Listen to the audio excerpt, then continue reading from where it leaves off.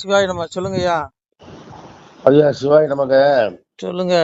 இந்த அரசியல்வாதிகள்லாம் நிறைய தப்பெல்லாம் நிறைய நிறைய பண்றாங்க. ஊழல் பண்றது ஏகப்பட்ட சமாச்சாரம் இருக்கு. சரி, எந்த சிவாய் கொஞ்சம் சொல்றீங்க? நெஞ்சமா இல்ல. செந்தில் பாலாஜி இந்த சரி பணத்துல பணம் வைக்கிற இடத்துல பணத்தை வச்சாரு ஒருத்தர் ஜெகத் ரட்சகன். சரி அப்புறம் டிஆர் பாலு, இந்த மாதிரி ஏகப்பட்ட பேர் நிறைய கொள்ளையடிச்சிருக்கிறாங்க. சரி. அதுல மாற்றே கிடையாது. ஆனா இதெல்லாம் பண்ணிவிட்டு போய் வைக்கவே இல்லாம ஹோமம் பூஜை எல்லாம் ஐயர்களை வச்சு பண்ணிடுறாங்களே. இப்படிலாம் பண்ணிட்டு போயிட்டா பாவத்துல செஞ்ச பாவத்தை தப்பிச்சுக்கலாமோ? அதெல்லாம் தப்ப முடியாதுங்க. அப்புறம் எதுக்கு ஹோமம் பண்றது? மறைமுகமா பண்ணுவாங்க, அப்படிதான் சொல்றீங்க. அதான் எதுக்கு பண்றதுன்னு கேக்குறேன். தப்ப முடியாது, அப்புறம் எதுக்கு பண்றது? அது அறியாமை. இன்னைக்கு புரிஞ்சுக்கோங்க. அந்த காலம், அதாவது அப்பன் செஞ்ச பாவம் அப்பன் அனுபவிக்கணும், பிள்ளைகள் அனுபவிக்கும் அப்படிங்கறது அந்த காலம். இப்ப அப்பன் செஞ்ச பாவம் அப்பன் அனுபவிக்கணும், பிள்ளை செஞ்ச பாவம் பிள்ளை அனுபவிச்சே ஆகணும். நான் சொல்லல, எம்பெருமா எங்க அப்பன் சொல்றான். கலியுக முடிவுல கங்கையை கூப்பிடுறான். கங்கை தாயை கூப்பிட்டு எம்பெருமா மாயாஸ்ரீ கண்ணன் கட்டளை விடுறான் பாருங்க. அதாவது கிருஷ்ணன் கூப்பிடுறான், கங்கை தாயை வரவழைத்து ஸ்ரீ மகா கிருஷ்ணர், நங்கையே என்னுடைய நாமமது கேட்டதுண்டால் பால் போல் பதம் போல் பாவம் தீர் அன்பருக்கு சூழ் புத்தி வம்பருக்கு சூதுசை மங்கையரேங்கா. அதாவது நல்ல ஆத்மாக்களுடைய பாவங்கள் தான் மன்னிக்கப்படும். இது மாதிரி சூழ் புத்தி உடையவன், அந்த குறுக்கு புத்தி உடையவனுடைய அந்த பாவங்கள்லாம் மன்னிக்கப்படாது. இவன் போய் கங்கையில குளிச்சுட்டு வருவான், குளிச்சா பாவம் தீந்துரும் நினைப்பான். போவானுங்க, வெளியே தெரியாம போய் குளிச்சுட்டு வருவானுங்க. அவ்வளவு பயிலும் வருவான், வீட்டுக்குள்ள கங்கா ஜலம் கொண்டு தீர்த்தம் போட்டுக்குவான். ஒண்ணும் நடக்காது. அவன் பாவம் கர்மம் அவன் கூட வருது. உங்களுக்கு அப்புறமா கீதையில அதுதான் சொல்றான், கர்மத்தின் பயனை தியாகம் செய்யாத மனிதர்களுக்கு கர்மத்தின் பயனான நல்லதும் தீயதும் மேலும் இரண்டும் கலந்ததுமான பயன்கள் இறந்த பிறகு கட்டாயம் கிடைக்குதுங்க. அப்போ இங்க எவன் தப்ப முடியும்? அந்த காலத்துலதான் அப்பா செஞ்ச பாவம் பிள்ளைகளை சேருங்கிறது. இப்ப அப்படிலாம் கிடையாதுங்க. நீ என்ன செய்யறியோ அது பாவம் உனக்கு பிடிக்கும், நீ அந்த கர்ம வினை உன்னுடைய ஆத்மா பின்னாடி நீ அனுபவிச்சு ஆகணுங்கிறான். அதனால இவனுக்கு என்னதான் யாகம் பண்ணாலும் அது இவங்க ஒண்ணும் நடக்காதுங்க. எம்பெருமா எல்லாம் எங்க அப்பா பார்த்து தானுங்க விடுவானா. சாமியே சொல்றான், என்ன சொல்றான், கடலதிலே தீர்த்தம் ஆடி நீங்கள் கரும வினை தீர்ந்திடுங்கோ, கடலுக்குள் ஒரு பாப்பான் பல கருமங்கள் நடத்துகின்றான். கடலுக்குள்ள ஒருத்தன் பள்ளி கொண்டிருக்கானா ஆதிசேஷன் மேல, அவன் அந்த பாப்பான் பெரிய கருமங்கள் நடத்துறானா. அவன்கிட்ட அவ்வளவு ஒரு கணக்கா இருக்கு, ஒரு பயிலும் தப்ப முடியாது. ஆனா கடல்ல தீர்த்தமாடி கருமவினை தீர்ந்துடும். கருமவினை கடல்ல தீர்த்தமானா கருமவினை தீரும். கேசவா மாதவான்னு குதிச்சீங்க நீங்க குளிச்சீங்கன்னா தீரும். ஆனா இவனுங்களுக்கு அரசியல்வாதி பிள்ளைகளுக்கு எல்லாம் மன்னிக்கப்படாதுங்க. பாவம் எல்லாம் பதிவாதுங்க அந்த பிரபஞ்சத்துல. சாமியே சொல்றாரு, அறிவு சொல்லி தெளிவு தர நான் அம்பலத்தில் கணக்கர் வைத்தேன், நான் வைத்த கணக்கரெல்லாம் நன்று நடு கேட்கவில்லை, ஆடி நன்றாய் பாடி நன்றாய் கொடுக்கவில்லை என் மகனே, இனி ஆதிபரன் ஜோதி நான் அதிகாரம் செய்ய வாரேன், புத்தியினால் கெட்டவரே பிழைக்க மதி தேடுங்கப்பா. எம்பெருமான் சிவபெருமான் பாடுறான். நான் அதாவது அந்தரத்துல அம்பலத்துலன்னா அந்தரத்துல 9 கிரகம் வச்சிருக்க பிள்ளைகளே, அந்த கிரகத்துல நீங்க செய்யக்கூடிய அனைத்து பாவ கர்மணிகள் பதிவாகுது. அந்த கிரகங்கள் என்னுடைய வேலைக்காரன். ஆனா அந்த வேலைக்காரனுக்கு நான் சம்பளம் கொடுக்க மாட்டேன், சம்பளம் கொடுக்காத வேலைக்காரன் சாமி.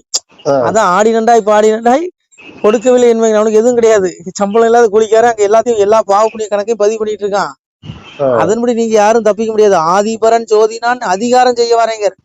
இந்த அரசியல்வாதி பயல்கள்லாம் பண்ற தப்ப இங்க உள்ள இப்ப இவனுங்களை யார் தண்டிக்க முடியும்? யாரும் தண்டிக்க முடியாது. ஆட்சி இருக்கு, அதிகாரம் இருக்கு, எல்லா ஆட்டம் போடுவானுங்க. ஆனா ஆதிபரன் ஜோதி நான் அதிகாரம் செய்ய வரேன் அப்பா சிவபெருமான் சொல்றான், இன்னொன்னுடைய வாழை நறுக்கி இவனுடைய ஆத்மாவை கொண்டு நரகத்துல தள்ளுவேங்கிறான். அப்ப இவனுக்கு எப்படிங்க இவனுக்கு பாவத்துல இருந்து விடுபட முடியும்? யாகம் பண்ணிட்டா சொல்லுங்க, ஐயர் வச்சு யாகம் பண்ணிட்டா பாவம் தீர்ந்துருமா? ஏங்க நீங்க செஞ்ச பாவம் நீங்க அனுபவிச்சுதாங்க ஆகணும், நான் செஞ்ச பாவம் நான் அனுபவிச்சுதாங்க ஆகணும். அதெல்லாம் சும்மா ஒரு இதுதான், அவ்வளவுதான். அந்த பாவம் நல்ல ஒரு இவங்களுக்கு எல்லாம் பாவம் மன்னிக்கப்படாதுங்க. அதனால இவங்க கங்கையில போய் குளிச்சாலும் சரி, அங்கேயும் சாமி செக் வச்சுட்டாரு. கடல்ல போய் குளிச்சாலும் அங்கேயும் யாரு இருக்கா? வாரி வரம்பை விட்டு வையகத்தில் வாராமல் காரியமாய் பள்ளி கடலில் குயிலுவோம். எங்க அப்ப வாரினா கடல், கடல் ஏன் எல்லையில கட்டுப்பட்டு நிக்குது. எங்க அப்ப உள்ள பள்ளி கொண்டு இருக்கிறான், அதனால எல்லையில் நிக்குது. ஒரு குளக்கரைக்கு கரை இருக்குதுங்க, கடலுக்கு எங்கேயாவது கரை இருக்கா? அவ்வளவு பெரிய தண்ணி இருக்கிற இடத்துல எங்கேயாவது கரை இருக்கா சொல்லுங்க? அது ஏன் வரம்பு எல்லையில நிக்குதுன்னா எம்பெருமா படுத்திருக்கான். ஆனா எம்பெரும் இந்த களியில நடக்கிற நீசம் தாங்க முடியாம கடல் கொந்தளிக்குமா, அதையும் சாமி சொல்றான். வாரி கோபிக்கும் வாங்கும் சில இடங்கள்ங்க. அதனால இந்த கடல் நினைச்சா ஒரு ஒரு சொடக்கடிக்கு நேரத்துல இந்த பூமியை மூடிடலாங்க. அது ஏன் இலையில நிக்கிறேன், எங்க அப்பா உள்ள படுத்து கிடக்கான். அதான் சொன்னா, கடலுக்குள் ஒரு பாப்பான் பல கருமங்கள் நடத்து. கடலுக்கு ஒரு பாப்பான் படுத்து கிடக்கான். இவனுக்கு பாப்பான் பாப்பான்னு திட்டுறான், கடவுளே பாப்பான்னு சொல்றான். நீ கும்பிடுற கடவுளே பாப்பான் தான். இப்ப எங்க போய் முட்டுவ? அது அவங்களுக்கு சொல்லிட்டு போட்டுங்க. அது ஆத்ம சிந்தனை இல்லாத கூட்டம். ஏன் கல்லாயம் பாக்குற ஈஸ்வர சர்வபுதான் சோதிச்சு பிரமாயன் சர்வபுதானி எந்திரோட மாயாங்க.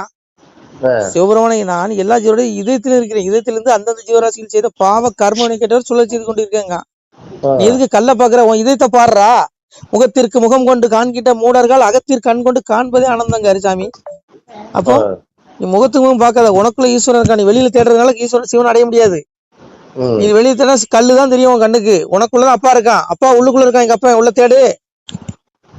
தன்னை அறிந்து கொண்டால் தலைவனை நீ அறிவாய் மகனே. என்னை இருந்தவருக்கு ஈசன் வழி சொல்கிறேன். கண்ணாலை மன கண்ணாலை காணும் அப்பா வழி இதுதான். மண்ணில் மூவாசை உங்களுக்கு மாற்றான இருக்குதுல, என்னை கண்ணாலை கண்டதுனால் கழிதிரும் மகனே. என்னை அறியாமல் ஏது வகை உலகில் இல்லைங்க. நான் அறியாம எதுவும் இல்லை பிள்ளைகளே. அப்பா உனக்குள்ளதான் இருக்கேங்க. இந்த வயிற்றுல அக்னி வடிவில் இருந்து இந்த நீங்க சாப்பிட்ற உணவை ஜீரணிக்கிற அகம் வைசோனர பூத்தா பிராணம் தேகமசா பிராண பாலசம்கா பசாம் இன்னும் சதுர்விதங்க. அதாவது 4 வகையான ஜீவராசி, அதாவது 4 வகையான உணவுகள் இருக்கு. ஆடு சாப்பிட்றது, யானை சாப்பிட்றது, புழு விலங்கு சாப்பிட்றது, மனிதர்கள் சாப்பிட்றது. இந்த சாப்பாடெல்லாம் யார் ஜீரணம் பண்றா? நான் வயிற்றில் அக்னி வடிவிலிருந்து ஜீரணம் பண்றேங்கிறான் சாமி. பிராண அபான வாயுக்கள் கூடி வைஸ்வான அக்னியாகி இந்த ஜீவர்கள் உட்கொள்ளும் உணவை ஜீரணிக்கிறேன். உண்ணும் உணவு உந்தப்படுவதும் உறிஞ்சப்படுவதும் அனைத்து நினைச்சுக்கிறேன். இந்த உடம்புல சத்தை பிரிச்சு ஒவ்வொரு உறுப்புக்கும் கொண்டு போறது யாரு? பகவான் தான் கொண்டு போறேன். எங்க அப்பா தான் கொண்டு போறான். அப்படியே கல்ல பாக்குறீங்க, உங்களுக்குள்ளதான் இருக்கான். இந்த வயிற்றுக்குள்ள இருக்கு அவன் இல்லைன்னா உங்களுக்கு சாணி கூட வெளியே வராதுங்க. எல்லாத்துக்கும் காரணம் தான். கருவுல குழந்தை சிருஷ்டிக்கிறது யாரு சொல்லுங்க? எம்பெருமான் நாராயணன். அப்புறம் இதயத்துல இருக்கான், வயிற்றுல அக்னி வடிவில் இருக்கான். உச்சுவாசம் வெளிச்சுவாசம்னா உயிர் மூச்சு நானேங்கிறான்.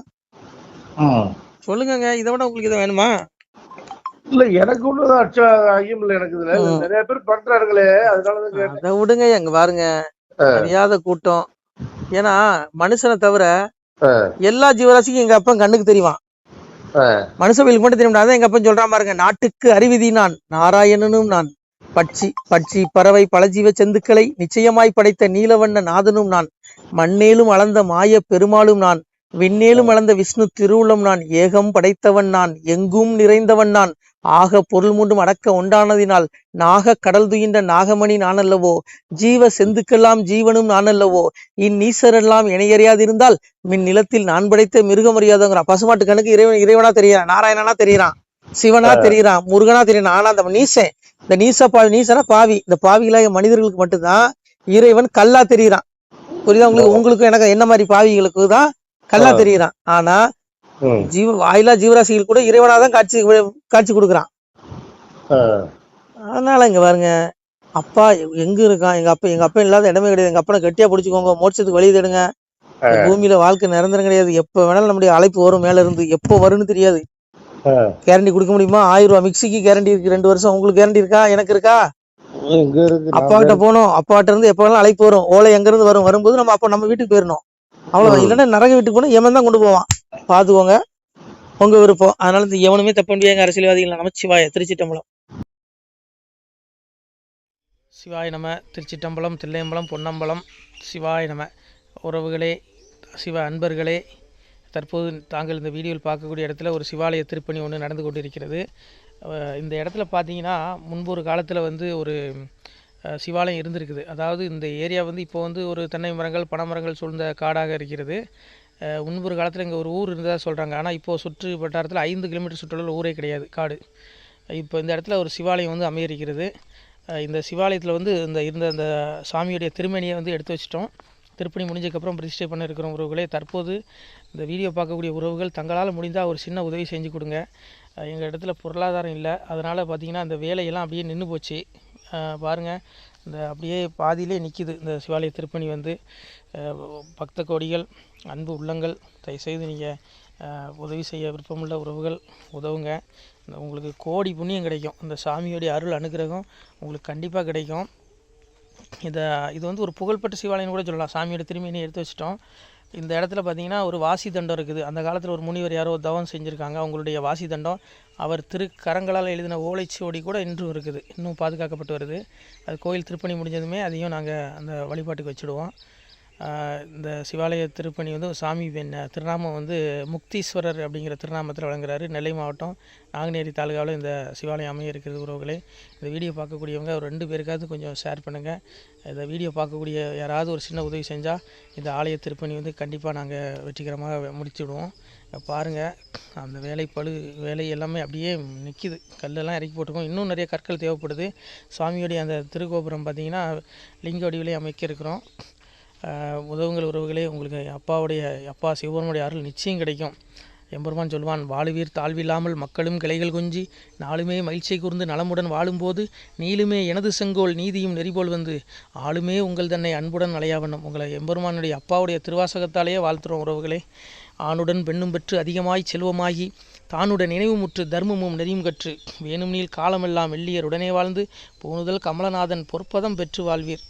அந்த ஈசனுடைய பொற்பதம் நிச்சயம் கிடைக்கும். உங்களுக்கு இகத்திலும் சுகம், பரத்திலும் சுகம். உங்களுடைய கர்ம வினைகள் மன்னிக்கப்பட்டு உங்களுக்கு நிச்சயம் மோட்ச வீடு கிடைக்கும். இகத்தில் பூரண ஆயுளுடன் நோய் நொடி இல்லாமல் வாழ்ந்து நீங்கள் பரவாழ்வும் பெறுவீர்கள் உறவுகளே. மக்களே, நீங்கள் எல்லாம் வாழ்பொன்னம் பதியிற் சென்று முக்கியமான யுகநில மதிலே தன்னால் கக்கிய பொன்கள் ஸ்வர்ணம் கைமணம் குளிர அன்னம் பொக்கிஷம் நிறைய வைத்து புகழ உண்டு இனிதாய் வாழ்வீர். இந்த இகவாழ்வும் பரவாழ்வும் உங்களுக்கு சுகப்பட அப்பன் ஈசனர்களால் வாழ்த்துகிறோம். இந்த திருப்பணிக்கு உதவி செய்ய ஒரு ஜிபே எண் சொல்கிறோம். இந்த எண்ணில் நீங்கள் உதவலாம். நீங்கள் இந்த எண்ணிலே நீங்கள் தொடர்பு கொள்ளலாம். ஜிபே, ஃபோன்பே, வாட்ஸ்அப் எல்லாம் இந்த நம்பர் தான். 93 85 44 31 06 93 85 44 31 06. இந்த எண்ணில் நீங்கள் உதவலாம், தொடர்பும் கொள்ளலாம். வாட்ஸ்அப்பும் இந்த எண்ணு தான், ஜிபே இந்த எண்ணு தான் உறவுகளே. முடிந்தளவுக்கு 2 பேருக்காக ஷேர் பண்ணுங்கள். இந்த வீடியோ பார்க்கக்கூடிய யாராவது ஒருத்தர் சின்ன உதவி, நீங்கள் வந்து பெரிய அளவில் செய்யணும் கூட, நீங்கள் ₹1 நீங்கள் தந்தாலும் மனசார வேண்டி ஏற்றுக்கிறோம் உறவுகளே. உதவுங்கள். முடிஞ்ச அளவுக்கு கொஞ்சம் ஷேர் பண்ணுங்கள். நன்றி. சிவாய நம. திருச்சிற்றம்பலம், தில்லையம்பலம், பொன்னம்பலம். உறவுகளே, நம்ம இந்த இடத்துல வாழ்ந்து மறைந்த ஒரு சித்த மகாபுருஷர் பயன்படுத்திய பல 100 ஆண்டுகளுக்கு முன்பு உள்ள வாசி தண்டம் ஒரு சித்த மகாபுருஷர் பயன்படுத்தியது. அவர் திருக்கரங்களால் எழுதிய அந்த ஓலைச்சுவடி கூட பாருங்கள், இன்னும் பாதுகாக்கப்பட்டு வருது. இந்த சிவாலயம், நம்முடைய அந்த சிவாலய திருப்பணி முடிந்ததுமே எம்பெருமான் அவர் எழுதிய அந்த சிவனை பற்றி புகழ்ந்து எழுதிய அந்த பாடல் வரிகள் இதில் இருக்குது. இந்த வாசி தண்டம் அவர் பிரதிஷ்டை செய்த அந்த லிங்க திருமேனியையும் இந்த இடத்துல நாம் இந்த ஆலயம் கட்டி நாம் பிரதிஷ்டை செய்திருக்கிறோம். அனைவரும் இந்த ஆலய பிரதிஷ்டைக்கு கண்டிப்பாக வரணும். முடிஞ்ச அளவுக்கு வீடியோ பார்க்குறவங்க உதவி பண்ணுங்கள் உறவுகளை. பொருளாதாரம் இல்லாமல் திருப்பணி நின்று போச்சு. முடிஞ்ச அளவுக்கு ஷேர் பண்ணுங்கள், உதவுங்க. நன்றி. நம சிவாய. திருச்சிற்றம்பலம், தில்லையம்பலம், பொன்னம்பலம். இந்த புண்ணியபலன் தங்களுக்கு உடான கூடிய வரும் உறவுகளை. நம சிவாய.